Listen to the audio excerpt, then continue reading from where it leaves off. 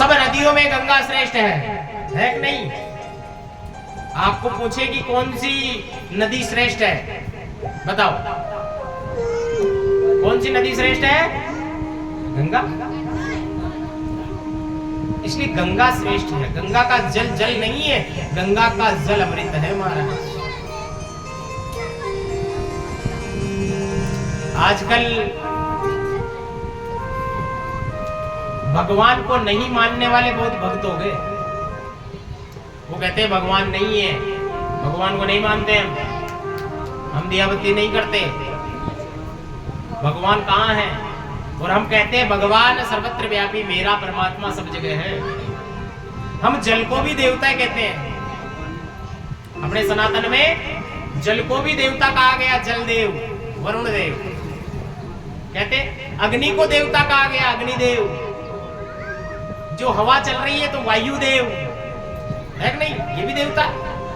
बताओ देव है कि नहीं है? वायु देव है। हम उसका स्पर्श नहीं कर सकते, उसका एहसास कर सकते हैं। हम वायु को स्पर्श नहीं कर सकते, छू नहीं सकते, उसका एहसास किया जाता है कि है। तो ऐसे ही परमात्मा है।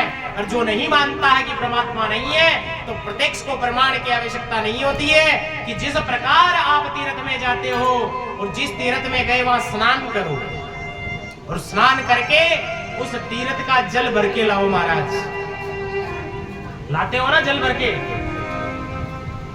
अब वो तीर्थ का जल आप एक जगह रख दो मंदिर में,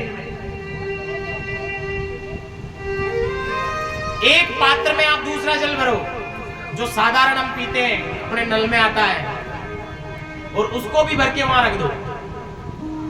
दोनों को 15-15 दिन रखो, 15 दिन तक दोनों को छेड़ो मत।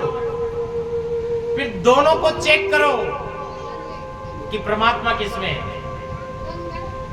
दोनों को चेक किया जाए कि परमात्मा का वास किसमें है।